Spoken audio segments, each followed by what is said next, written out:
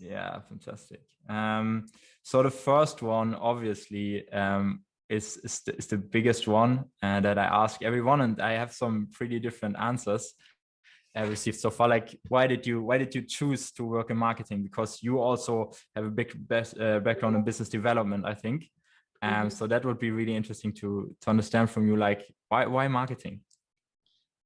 Well, I would say B2B marketing just ended up happening. I think when everybody leaves university and they think they want to work in marketing, Yeah. they're going to work for like a big B2C brand, and in Yeah. my case it was going to be ketchup and baked beans. But instead, I ended up at Telefonica and accidentally started a career in B2B marketing, which actually I think is there's a real shortage of people who know about B2B marketing and SaaS in certain markets. More so in Europe, obviously, than the US. But yeah, ended up in B2B. I'm very, very happy with it. And actually, it would probably be difficult to go to B2C now because it's a very different skill set. But I really enjoy marketing to a rational buyer. It feels like it's easier than trying to sell and market to the masses and less rational.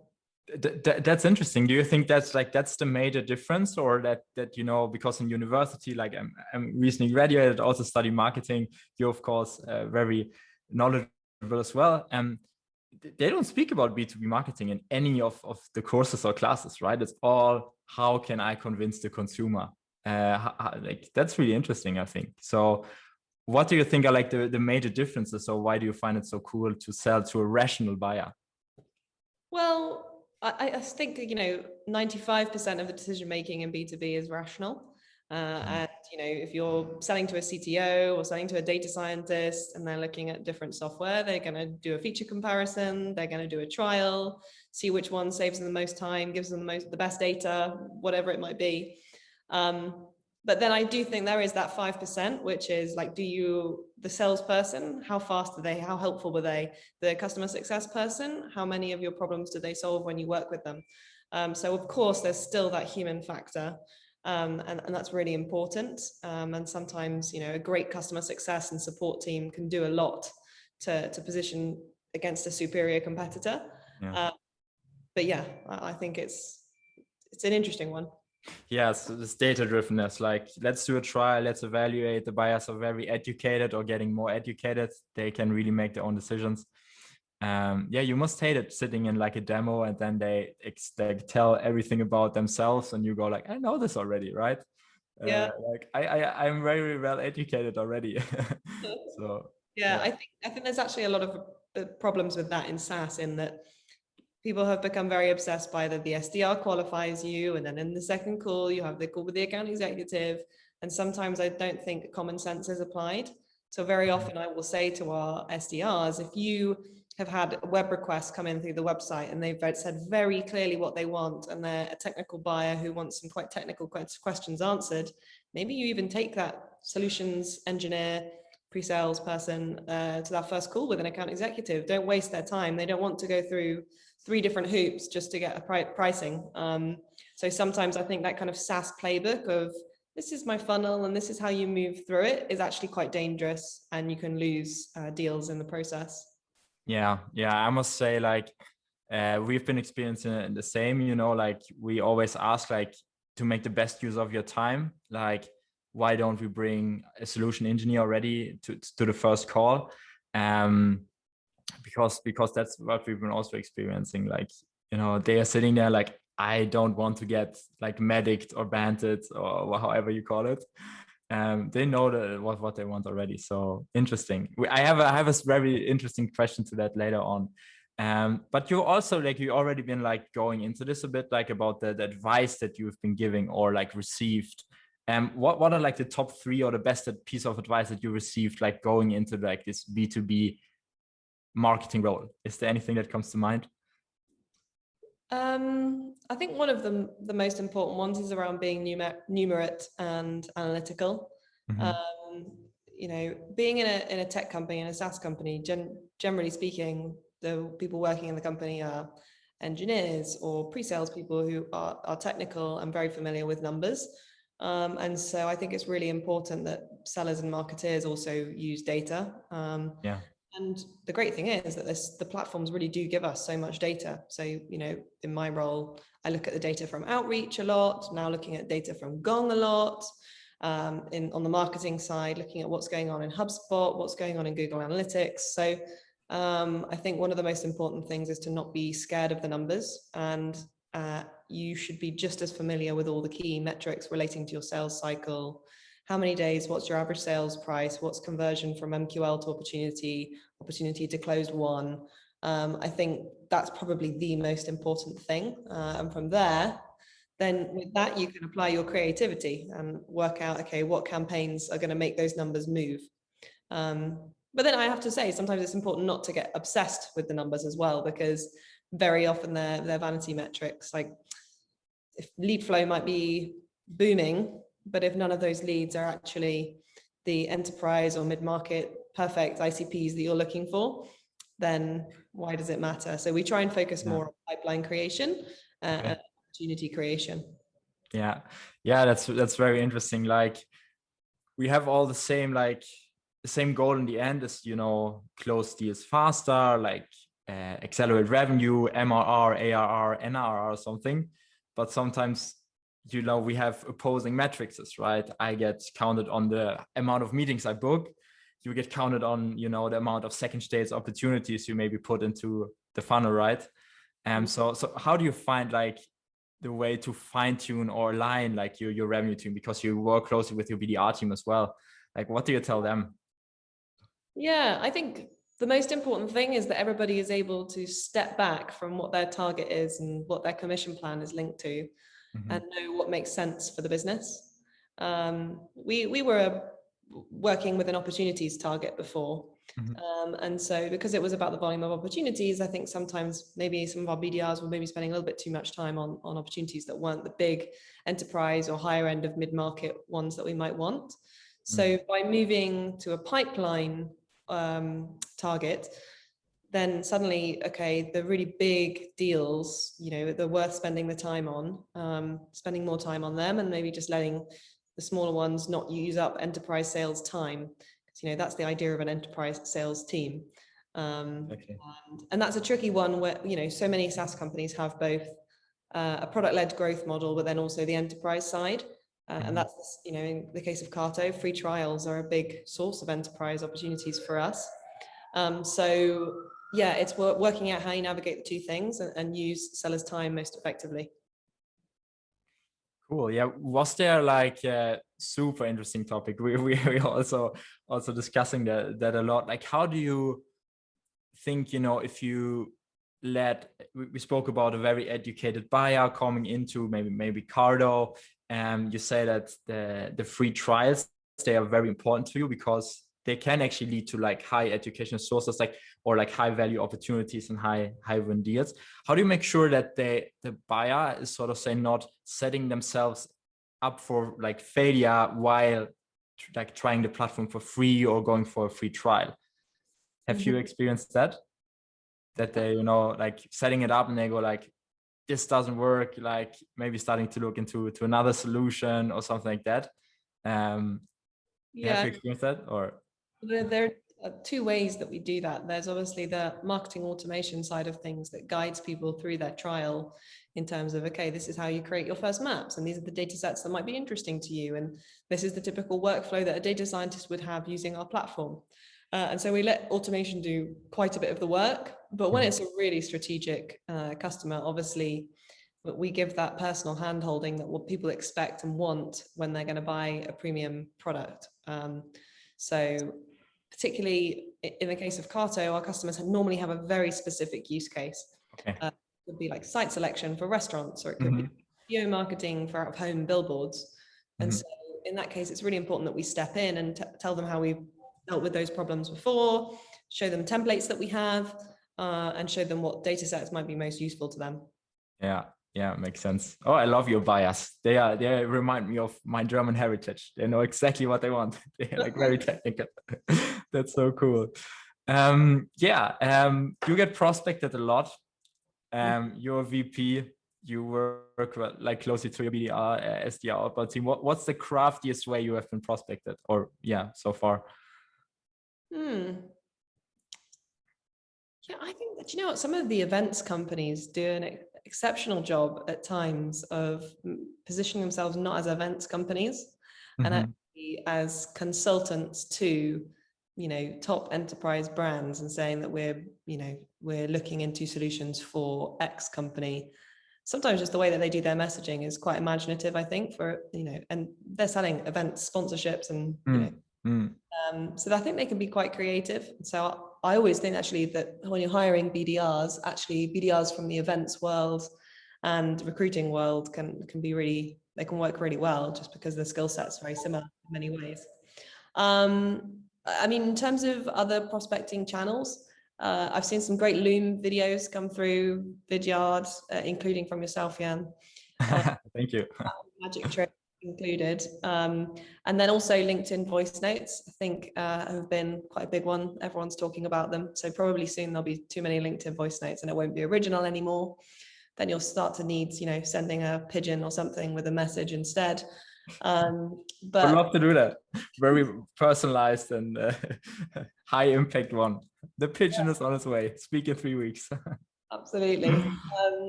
I think there's a lot of people doing imaginative stuff with direct mail as well. Mm-hmm.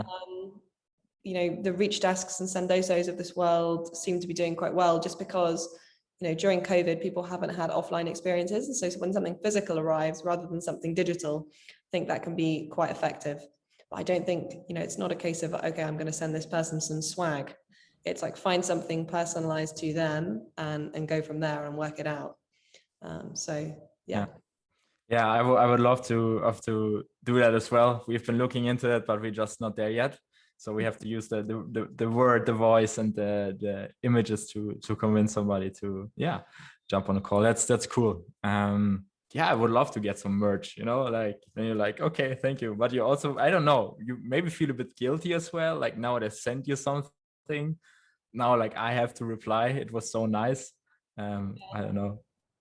That's Yeah. cool. Great tips for everyone who wants to prospect flow. Send stuff. Sometimes a great email can actually still do the trick. Yeah. You know, when somebody manages to get something in that subject line that's really top of mind for you at that point in time, and, Mm-hmm. and I'm not saying like, oh, lead generation, because, you know, every VP marketing thinks about, but, you know, when they've actually researched the account and seen that, you know, our Google partnership is a big thing, and so driving leads for Google Cloud might be really important, or, you know, that works well. Yeah. And then the question is, where can you get these insights from? Because there's probably nothing you go out screaming about. But yeah, super cool. No, thanks for sharing. Big one has been discussed a lot. Next question is gated content or not? Why? Wow, the classic marketers debate, gated content or no. So I think it's important to have a mixture. We gate customer stories that give a little bit of a teaser about the solution and the problem that was solved. And if they want to read the whole story, then, you know, they're probably quite a qualified lead if they want to read the whole story, and therefore I think gating makes sense.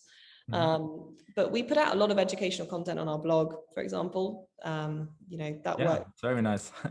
That's not gated. Webinars we gate, both for people to watch them live and also on demand. But yeah, I think I'm not against gating. And I think it all depends on like what's the product that you're selling and what is your customer looking for as to what does or doesn't make sense to gate.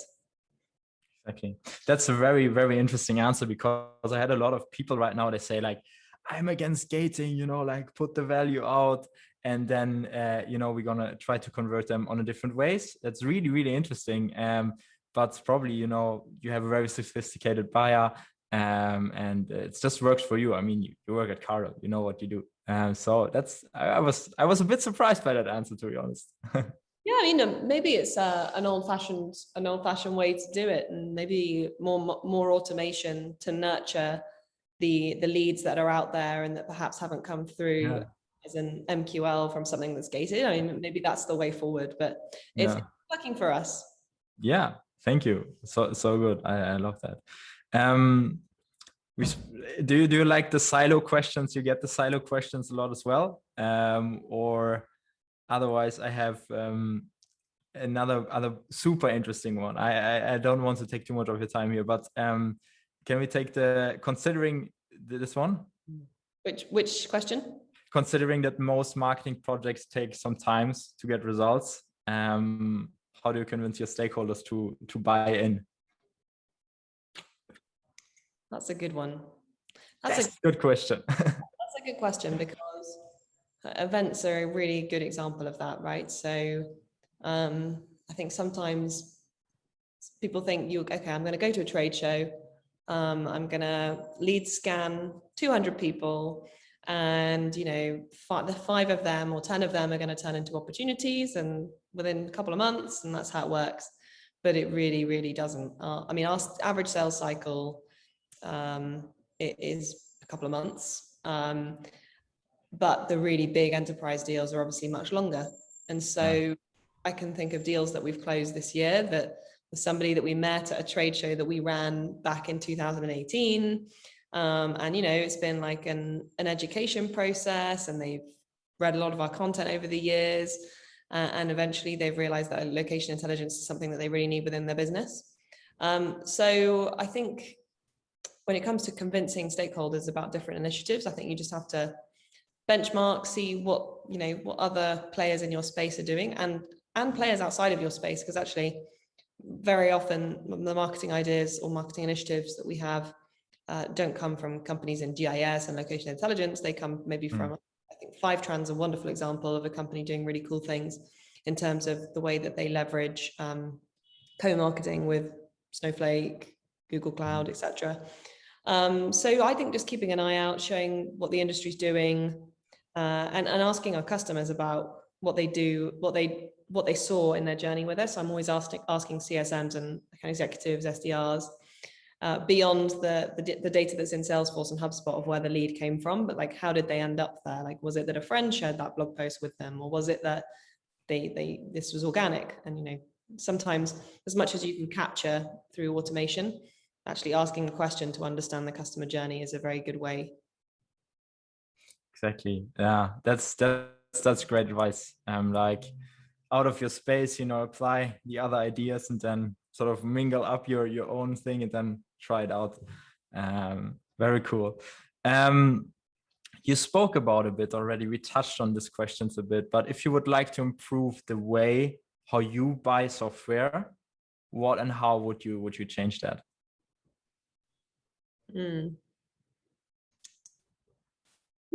That's a good one. The way I buy software, how would I improve it? Yeah, I touched on it in that I don't want to be SDR'd aid when it doesn't make sense. Sometimes it really does make sense, but yeah, I think it's less about when I buy software, but you can really tell the difference between a high quality customer success manager and a poor customer success manager. And some of these platforms out there, Outreach, Gong, I mean, they're so powerful, and it can be quite difficult on your own to realize everything that you can get out of their solutions. So if you have a really good CSM who can show you the way, not do the work for you, but show you the way, that is extremely important for retention for them and for us to actually get the most out of these different platforms. So if I could change the way, I would just always have a really high quality CSM, which I actually, because of the way, something I've noticed is obviously you have mid-market reps or mid-market CSMs, and then you have the enterprise ones. And because we're not a huge company yet, you will soon. We obviously get like a mid-market CSM, and I think typically companies logically put their best ones on enterprise. But no, I mean, there's CSMs that stick in my mind as being fantastic. Like the one we have at G2 is exceptional, and to really make sure that we get the most out of the platform, and that's a game changer. So I would say hire really good people in CS.